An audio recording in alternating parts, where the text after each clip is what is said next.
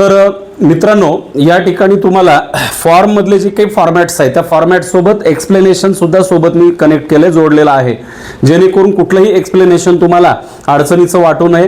तर हे तुम्ही अगदी स्क्रीनशॉट काढून म्हणा किंवा व्हिडिओ पॉज करून रीड करू शकता. पुढच्या भागाकडे जाऊया. इथं आपल्याला मुळातच आपलं काय झालेलं आता की मोस्टली आपण सर्वजण ए टाईपचे कॅन्डिडेट आहोत. म्हणजे आपण महाराष्ट्रात जन्मलोय किंवा जन्मलो कुठं जरी असलो तरी महाराष्ट्रातल्या मान्यताप्राप्त शाळेमधून आपलं 10वी झालेलं आहे, राईट. आणि त्याच्यामुळे आपण कॅन्डिडेट ए मध्ये मोडतो, म्हणून मॅक्झिमम तेच आहेत. म्हणून पुढचा जो काही भाग असणार आहे तो त्यांच्यावर फोकस असणार आहे. तर आता काय भरायचं आपल्याला लक्षामध्ये घ्या. इयत्ता 10वी परीक्षा उत्तीर्ण झाल्याचं ठिकाण ज्या क्षेत्रामध्ये येतो तो जिल्हा, म्हणजे तुमचा राहण्याचा जिल्हा कदाचित वेगळा असू शकतो, परंतु तुम्ही एखाद्या वेगळ्या जिल्ह्यामध्ये जाऊन शिक्षण पूर्ण केलंय. म्हणजे समजा माझा राहण्याचा जिल्हा जो आहे धाराशिव आहे आणि मी लातूर जिल्ह्यामध्ये येऊन 10वीचं शिक्षण पूर्ण केलंय, तर माझी शाळा कुठं झाली? लातूरमध्ये. तर मग मला काय जिल्हा कोणता निवडावा लागेल? लातूर निवडावा लागेल, ठीक आहे. तर समजा या ठिकाणी आपल्याला शाळेचा जिल्हा लिहायचा आहे. म्हणजे आपला जो मूळ ॲड्रेस आहे तो नाही, शाळा ज्या जिल्ह्यामध्ये येते त्या शाळेचा जिल्हा आपल्याला मेन्शन करायचा असतो. त्यानंतर 10वी परीक्षा उत्तीर्ण झाल्याचे ठिकाण ज्या तालुका क्षेत्रात येते तो तालुका. म्हणजे समजा आता लातूरच मी उदाहरण म्हणून निवडलेलं आहे, तर लातूरच्या उदगीर तालुक्यामध्ये तुमचं एज्युकेशन झाले तर तुम्हाला इथं काय करावं लागेल? उदगीर लिहावं लागेल. म्हणजेच शाळा ज्या जिल्ह्यात आहे त्या जिल्ह्यामधला तालुका, ठीक आहे. ओके, ज्या तालुक्यामध्ये शाळा येते ते महत्वाचं आहे इथं. आणि त्याचबरोबर इयत्ता 10वी परीक्षा उत्तीर्ण झालेल्या शाळेचं नाव आणि पत्ता तो शॉर्टमध्ये लिहायचा आहे. शाळेचं नाव टाकायचं आहे आणि थोडक्यामध्ये तुम्हाला पत्ता त्या ठिकाणी अपडेट करायचा आहे. You are required to scan and upload statement of marks or certificate of passing of standard 10. इयत्ता 10वी प्रमाणपत्र जे आहे त्याची प्रत प्रणालीमध्ये अपलोड करणं आवश्यक आहे, कारण इतर तुम्ही जो टाकलेला डेटा आहे तो त्या सर्टिफिकेटवरनं मॅच होऊ शकतो. त्याच्यानंतर तुम्हाला काय करायचं आहे? डेटा सेव्ह आणि प्रोसीड करायचा आहे. मागचा काही बदल करायचा असेल तर बाजूला बॅकचं बटन या ठिकाणी दिलेलं आहेच. पुढे जाऊया. रिझर्वेशन, चौथी स्टेप आहे आपली ती रिझर्वेशन डिसिजन बद्दल आहे. Candidates need to select the category he or she belongs to. If the candidate wishes to apply under the general category based on economic criteria, they must also upload the necessary documents related to it. म्हणजे in general आता इथं पुढचा जो format भरायचा आहे तो कॅटेगरीशी related आहे, रिझर्वेशनशी related आहे, हे या ठिकाणी लक्षात घ्यायचं आहे. तर ते बघा या ठिकाणी दिलेलं आहे. म्हणजे मी पुढची जी स्क्रीन घेतो त्याची रिझर्वेशन डिटेल्स आपल्याला काय भरायचे आहेत बघा. Do you belongs to general or reserve category? कुठला प्रवर्ग आहे आपला? जनरल असेल तर जनरलला सिलेक्ट करा या ठिकाणी, रिझर्व असेल तर रिझर्वला सिलेक्ट करा. दोन्ही ॲट अ टाइम करू नका. दोन्हीपैकी कुठल्या तर एकाच कॅटेगरीमध्ये आपण येतो. त्यानंतर पर्सन विथ डिसेबल डिटेल्स, आपण दिव्यांग व्यक्ती या प्रवर्गात आहात का? यस असेल तर यस करा, नो असेल तर नो करा, ठीक आहे. म्हणजे दोन्हीपैकी कुठलं पण जे तुमचं आहे ते, ठीक आहे. म्हणजेच फिजिकली हँडिकॅप्ड वगैरे तुम्ही आहात का? त्याच्यानंतर डिफेन्स डिटेल म्हणजे संरक्षण कर्मचारी तपशील, म्हणजे आपले पालक डिफेन्समध्ये काम करत आहेत का? आर्मी, नेव्ही, एअरफोर्स किंवा भारत सरकारचे जे जे काही डिफेन्सचे युनिट्स आहेत त्याच्यामध्ये काम करतात का? असेल तर यस करा, नसेल तर नोला सिलेक्ट करा. त्यानंतर तुम्ही अनाथ आहात का? ठीक आहे. म्हणजे मुद्दा हा सुद्धा महत्त्वाचा येतो त्या ठिकाणी, कारण मला वाटतं 1% काहीतरी जागा ऑर्फनसाठी म्हणजे निवडलेल्या असतात किंवा रिझर्व असतात, त्यामुळे तेही लक्षात घ्यायचं आहे. असेल तर यस, नसेल तर नो करायचं आहे. The candidate must be an Indian national, आपण भारताचे निवासी असले पाहिजे. You are required to scan and upload any one of the following document. कुठलं डॉक्युमेंट लागतं याच्यासाठी? एकतर शाळेचं TC, leaving certificate, Indian nationality certificate लागेल किंवा इंडियन पासपोर्ट लागेल, बर्थ सर्टिफिकेट लागेल. या चारीपैकी एक सर्टिफिकेट, वरचा डेटा व्हेरीफाय करण्यासाठी या चारपैकी कोणतंही एक डॉक्युमेंट तुम्हाला any one of the following असं म्हटलंय ते अपलोड करावं लागणार आहे. आताच नका घाई करू, सगळ्यात शेवटी ती स्टेप येणार आहे सगळे डॉक्युमेंट अपलोड करण्यासाठीची. म्हणून ते स्कॅन वगैरे रेडी असणं आपल्याकडे आवश्यक आहे, ठीक आहे. ओके, सेव्ह आणि प्रोसीड करा. सेव्ह आणि प्रोसीड केल्याबरोबर आपण पुढच्या पेजवर जाणार आहेत. नेमकं कोणत्या पेजवर जाणार आहेत हे पाहण्यासाठी थोडासा होमवर्क आपल्यासाठी. क्वालिफिकेशन डिटेल्स आपल्याला 5व्या स्टेपमध्ये भरायचे असतात. म्हणजे SSC बोर्डचे जे काही आपले डिटेल्स आहेत ते सगळे आपल्याला या ठिकाणी भरायचे आहेत. Okay, done. पुढे जाऊया. बघा काय काय दिलेलं आहे या ठिकाणी. आता जनरली आपण 10वी वरती फॉर्म भरतोय हे लक्षात घेऊन मी हा व्हिडिओ करतोय. स्टार मार्क केलेले सगळेच्या सगळे फील्ड भरणं आवश्यक आहे, सगळे कॉलम रोज भरणं आवश्यक आहे. 10th SSC mark details. तर नेम ऑफ द बोर्ड, 10वीचं बोर्ड कुठलं आहे तर आपल्याला माहिती आहे MSBS HSE है ना, म्हणजे Maharashtra state board of higher and secondary education हे जे आहे तर हे बोर्ड आपलं आहे, ते बोर्ड आपण या ठिकाणी निवडायचं आहे. त्याच्यानंतर 10वी उत्तीर्ण वर्ष तुम्हाला निवडायचं आहे. आता जे कोणतं वर्ष असेल ते, करंटमध्ये असाल 2026 तर 2026, जुने विद्यार्थी असाल तरी तुम्ही ते वर्ष निवडायचं आहे. ठीक आहे. 10वीची उत्तीर्ण स्थिती, पास आहात तर पासवाल्यांनाच तर देता येईल फॉर्म, नापास आलेला थोडी देणार आहेत. फुल नेम, उमेदवाराचं नाम, enter the name as per SSC marksheet. 10वीच्या गुणपत्रिकेवर जसं तुझं नाव आहे भैया, तुला लाडानं छोटू म्हणत असतील, इथं छोटू लिहू नको, तिकडचा मोठूच महत्त्वाचं आहे, लक्षात ठेव. सो त्यामुळं तुला इथं तुझं स्वतःचं नाव 10वीच्या मार्कशीटवरचं बघून टाकायचं आहे. उमेदवाराच्या आईचं नाव लिहायचं आहे इथं पुन्हा आपल्याला, लक्षात घ्या. ठीक आहे. म्हणजे आता हे सुद्धा कसं 10वीच्या गुणपत्रिकेवरती आता नाव आईचं छापतंय, तर ते नाव या ठिकाणी तुम्हाला टाकायचं आहे. सीट नंबर टाकायचा आहे तुम्हाला, परीक्षेचा सीट नंबर असतो तो सीट नंबर पुढे टाकायचा आहे. आणि तुम्हाला पुढे विषय या ठिकाणी सब्जेक्ट वाईज मार्क्स भरायचे आहेत, लक्षामध्ये घ्या. पुढे 10वीचे गणिताचे गुण सगळ्यात पहिल्यांदा महत्त्वाचे या ठिकाणी मानलेले आहेत, लक्षात घ्या. SSC मॅथमॅटिक्स, मॅथ्सचे गुण, मार्क्स ऑब्टेन्ड आउट ऑफ आणि पर्सेंटेज, लक्षात घ्या.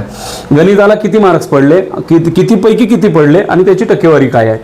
त्याच्यानंतर 10वी सायन्सचे गुण आपल्याला भरायचे आहेत. नंतर इंग्लिशचे, ठीक आहे. SSC ॲग्रिगेट एकत्रित गुण 10वीचे आपल्याला भरायचे आहेत. एकत्रित म्हणजे काय, तुमचं 600, 750 किंवा 700 जे बी काही टोटल मार्क्स असतील तुमच्या सर्टिफिकेटवरती, ते आपल्याला म्हणजे किती पैकी किती पडले आणि टक्के किती पडले तुमचे, 100 पैकी किती टक्के, ते इथं लिहायचं आहे.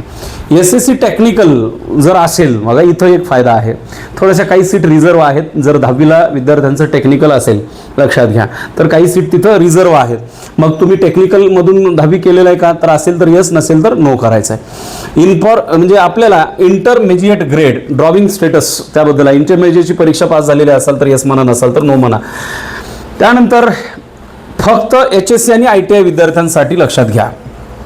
ओके. म्हणजे काही जण 12वीवरती आणि काही जण ITI झाल्यानंतर डिप्लोमाला फॉर्म भरतात, तर अशा विद्यार्थ्यांसाठी काय आहे, 12वीसाठीचं जे काही स्टेटस आहे ते बघा. त्याच्यामध्ये not applicable field, passed with science, passed with MCVC, ठीक आहे, पास्ड विथ अदर दॅन, म्हणजे तुम्ही नेमके कोणत्या बेसवरती फॉर्म भरताय ते इथं तुम्हाला क्लिअर करायचं आहे. आणि नसेल तर तुम्ही 10वीवाल्याने याच्याकडे बघायचं सुद्धा नाही, काय गरज नाही. लक्षामध्ये, नॉट ॲप्लिकेबल म्हणजे जे 10वीवर फॉर्म भरतात, ठीक आहे, त्यांनी नॉट ॲप्लिकेबल करायचं आहे. जे 10वीवरती फॉर्म भरताय त्या विद्यार्थ्यांनी नॉट ॲप्लिकेबलला सिलेक्ट करा. आणि 12वी असेल, तुम्ही सायन्स घेऊन पास झाला असेल तर ते सांगा, MCVC घेतला असेल तर ते सिलेक्ट करा. Passed with other than science और MCVC म्हणजे काहीतरी वेगळंच तुम्ही घेतलेलं आहे 12वीला आणि मग तुम्ही पास झाले असं, तर ठीक आहे. आत्ता जे करंट 10वीचे विद्यार्थी आहेत त्यांनी पहिला ऑप्शन निवडायचा आहे, नॉट ॲप्लिकेबल, की मला हे लागू पडत नाही. तर इथं तुम्हाला HSC with science, HSC with MC, ते सगळे सर्टिफिकेट जे तुम्ही लिहिताय ते सगळं अपलोड करायचं आहे, लक्षात ठेवायचं आहे. ठीक आहे. ITI स्टेटस, तुम्ही ITI केलाय का नाही केलाय, तर जनरली केलेला नसेलच, तर नसेल तर नो करा, सेव्ह आणि प्रोसीड करा. नसल्यास काही चुकलं असेल वाटतंय तर बॅक जाऊन मागच्या पेजवरची दुरुस्ती करू शकता. पुढे चला. आता आपल्याला Maharashtra state board secondary and higher secondary education वगैरे केस टाईप 2 सेंट्रल बोर्डमधून आला असाल तर काय करायचं आहे, ठीक आहे. त्याच्यानंतर council for Indian school certificate examination दिले असेल तर त्यांचं काय आहे, इंटरनॅशनल आपण जर सिलेबस कव्हर केलेला असेल तशा स्कूलिंगमधून आला असाल तर ते काही छोटेसे नियम आहेत, आपल्याला ते लागू पडत नाही. स्टेप नंबर 6वी घेऊया आपण, registration and personal information, fill personal details. वैयक्तिक माहिती आपल्याला भरायची आहे. डेटा तर ऑन स्क्रीन दिसतोय, स्क्रीनशॉट काढा किंवा पॉज करून बघू शकता. पुढे जाऊया. काय करायचं बघा, इथं पर्सनल इन्फॉर्मेशन काय करायचं आहे, संपूर्ण नाव आपल्याला टाकायचं आहे. Name as per the SSC marksheet. Sir नाव कितीदा, जेवढ्यांदा विचारलंय तेवढ्यांदा, ठीक आहे. तर नाव या ठिकाणी पूर्ण टाकायचं आहे. त्यानंतर उमेदवाराच्या आईचं नाव टाकायचं आहे, मदर नेम टाकायचं आहे, ठीक आहे. डेट ऑफ बर्थ, जन्मतारीख. आता तुमची वैयक्तिक माहिती सुरू झालेली आहे त्यामुळे आपली जन्मपत्रिका सोबत ठेवा, ठीक आहे. जनरली इथं तुम्हाला सिलेक्ट करूनच लिहायचं आहे तुमची जन्मतारीख, अगोदर दिवस आहे, नंतर महिना आणि नंतर वर्ष आहे.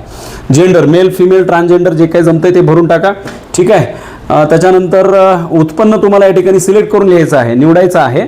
आणि त्या स्लॉटमध्ये कुठलं जरी तुमच्याकडे उत्पन्नाचं प्रमाणपत्र असेल त्याच्यावर बघून लिहा, ठीक आहे. किंवा लक्षात येते ना, इथं जे काही ऑप्शन्स आहेत त्या ऑप्शनच्या मध्ये कुठं बसतंय ते तो स्लॉट निवडायचा आहे, टाईप करायचा नाही आहे उत्पन्न इथं, ठीक आहे ना.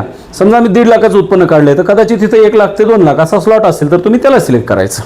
ओके. चलो पुढे तुम्हाला काय धर्म निवडायचा आहे, हिंदू, मुस्लिम किंवा म्हणजे अजून कुठले असतील धर्म, सगळे जे काही ऑप्शन आहे ते सगळे या ठिकाणी सिलेक्ट करायचं आहे.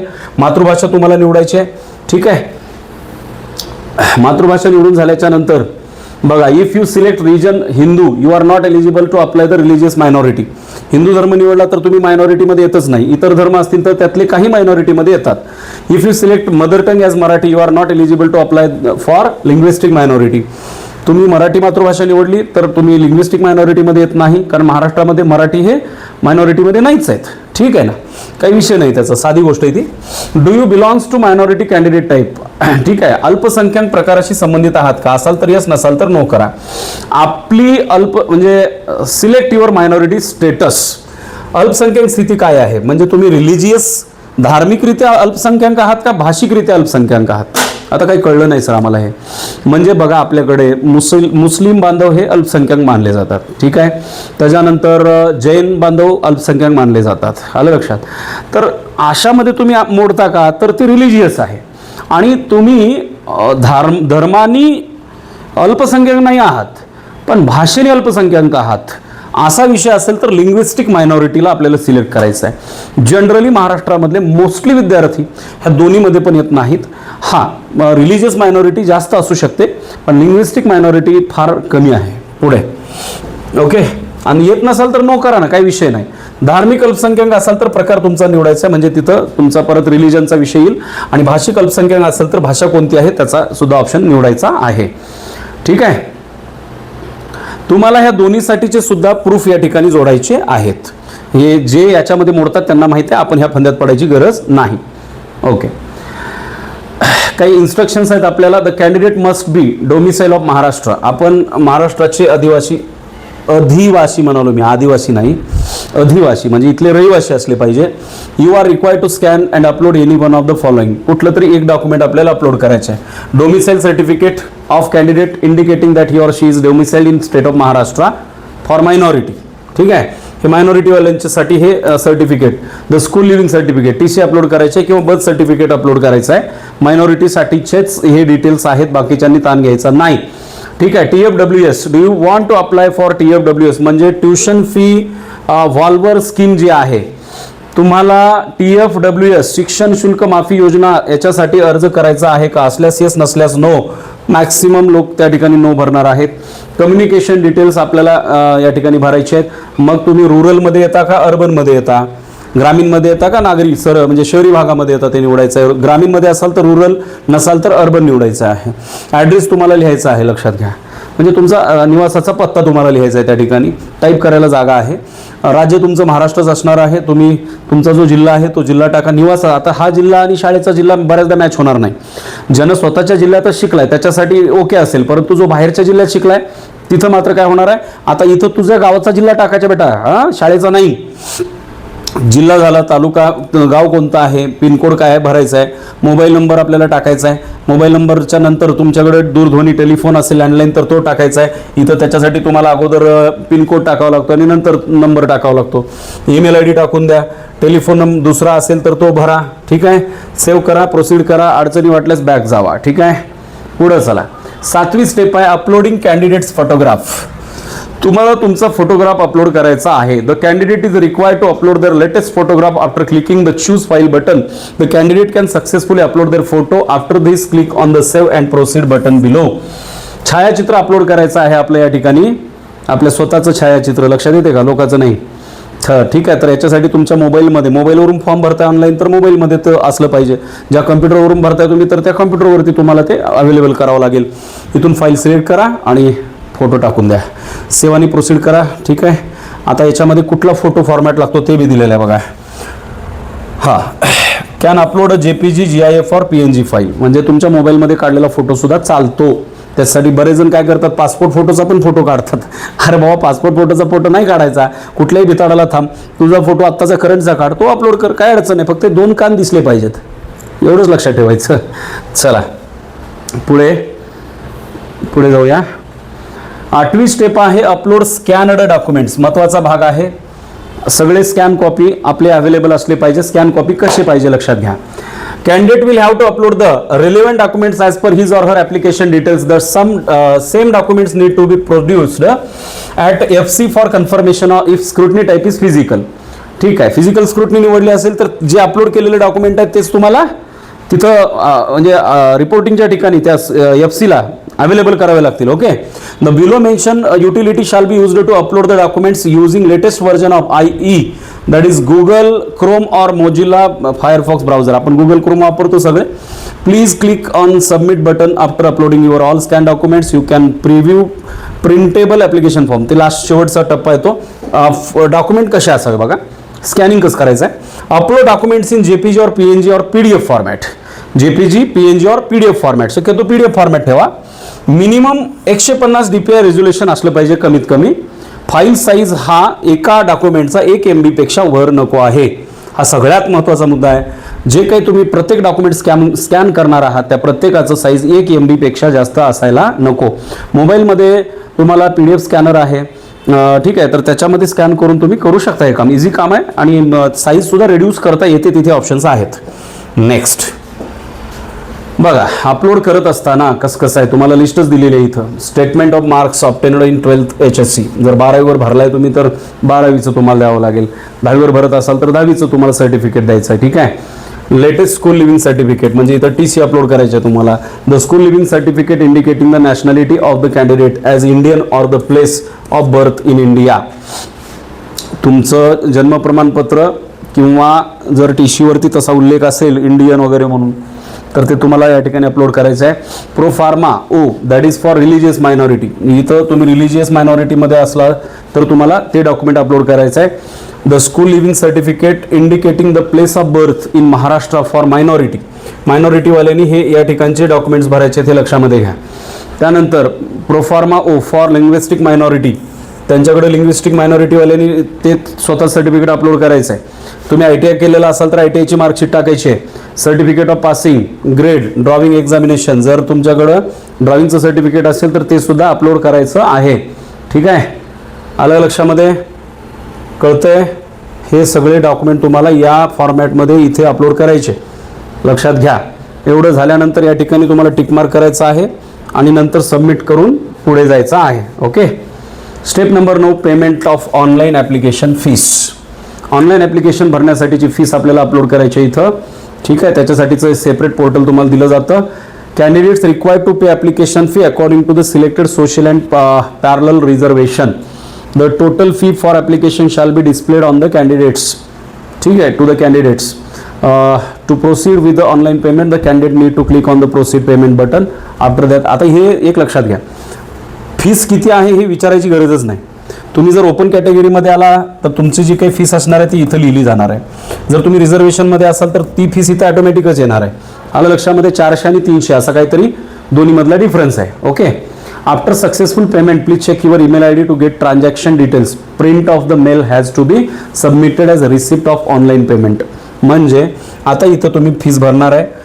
ठीक आहे, payment information first year post SSC diploma registration fee. Pay नाववर क्लिक केला तर तुमच्या मोबाईलमध्ये जे काही ॲप्लिकेशन्स आहेत, फोनपे, गुगल पे किंवा अजून कोणतेही, याच्या थ्रू तुम्हाला इथलं हे पेमेंट कंप्लीट करता येऊ शकतं. केल्यानंतर तुम्हाला एक ईमेल येतो, त्या ईमेलची प्रिंट काढून त्याचं स्कॅन करून ते डॉक्युमेंट पण अपलोड करायचं आहे. लक्षात घ्या. पुढं आता चेक करून घ्यायचं आहे. Step number 11, complete the status log in dashboard. हा डॅशबोर्ड कंप्लीट करायचा आहे बघा, लक्षात घ्या. स्टेप 1, रजिस्ट्रेशन डिटेल्स भरले, तिथं दाखवते तुम्हाला स्टेटस कंप्लीट झाला असेल तर येस, तिथं ग्रीन येते सगळं. ठीक आहे.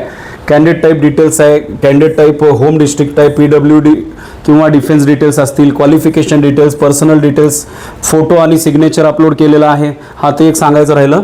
फोटोसोबतच तुम्हाला तिथं खाली सिग्नेचरसुद्धा अपलोड करायची आहे स्वतःची. आणि पे ॲप्लिकेशन फीस. आलं लक्षामध्ये. फॉर्मची फीस भरली ना, त्याची पण एक मी आत्ता सांगितलं तुम्हाला, ते ईमेल आल्यानंतर ते शीट काढून तुम्हाला अपलोड करायचं होतं. ठीक. त्यानंतर प्रिंटेबल ॲप्लिकेशन फॉर्म येतो. एवढं सगळं तुमचा डेटा भरून झाला की तुमच्याकडं एक प्रिंट करता येईल अशा प्रकारचा ॲप्लिकेशन फॉर्म आपल्या समोर असतो. ठीक आहे. एकदम पहिलेपासून आपण काय काय भरलंय हे सगळंच्या सगळं या ठिकाणी म्हणजे आहे. समजा एक फॉर्म भरलेला आहे या ठिकाणी, एक एक्झाम्पल म्हणून की बाबा ॲप्लिकेशन ID आलेला आहे, मोड ऑफ स्क्रुटनी आणि म्हणजे व्हर्जन 1मध्ये आहे, ई स्क्रुटनी निवडलेली आहे. ठीक आहे. त्याच्यानंतर मग हे अशा पद्धतीने EFC नेम त्यांनी निवडलेलं आहे. कॉलेजचं नाव गव्हर्नमेंट पॉलिटेक्निक काहीतरी आहे. ठीक आहे. कोऑर्डिनेटर आहे, कॉन्टॅक्ट नंबर अलॉटेड ऑन, इथं डेट वगैरे दिलं आहे, टायमिंगसुद्धा दिलं आहे, कोणत्या वेळेत त्यांचं अलॉटमेंट आहे. आलं लक्षात. पर्सनल डिटेल्स असतील, म्हणजे आता ह्याचं काय वाचत बसायचं आहे आपल्याला, आपल्या फॉर्मचं सुद्धा असंच येणार आहे सगळं भरून झाल्यानंतर. आणि ते प्रिंटचं ऑप्शन आहे, तुम्ही ते फॉर्म प्रिंट करून घ्यायचं आहे.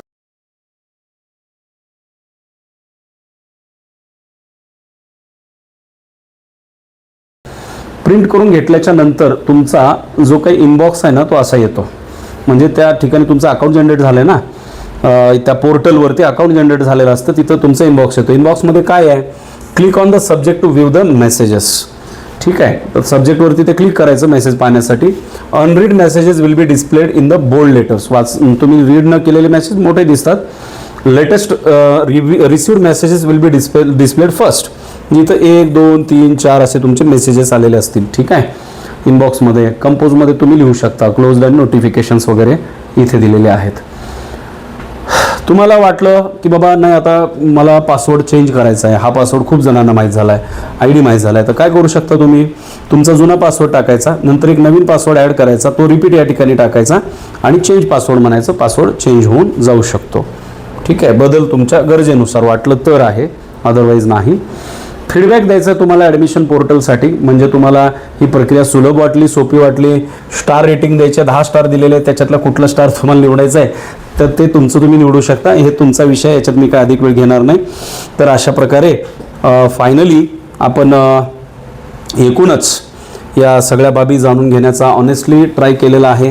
विद्यार्थी मित्रांनो, तुमच्या अडचणीच्या विषयाच्या संदर्भामध्ये मी ऑल टाईम अलर्ट आहे. तुम्हाला जर काही प्रॉब्लेम असतील तर कमेंट बॉक्समध्ये मला शेअर करा, त्याच्यावरती 100% सोल्युशन दिलं जाईल. 90% सगळ्याच कमेंटला मी रिप्लाय देत आलो आहे आणि देत राहीन. जर काही शंका असतील तर विचारायला अजिबात घाबरू नका. आपली एक मिस्टेक आपलं 1 वर्ष वाया घालवू शकते किंवा आपल्या हातातून आपलं सीट जाऊ शकते. तर असं व्हायला नको, याच्यासाठी आपण सगळ्यांनी या ठिकाणी अलर्ट राहायचं आहे. ओके, सो एनिवे, नक्कीच तुम्हाला ही माहिती मदत करेल असं मला वाटतं. काही अडचणी असतील तर नक्की मला विचारा कमेंट बॉक्समध्ये, त्याच्यावरती सोल्युशन काढूया. तर भेटूया पुढच्याच अशा माहितीपूर्ण व्हिडिओमध्ये. तोपर्यंत जय हिंद, जय भारत, बाय.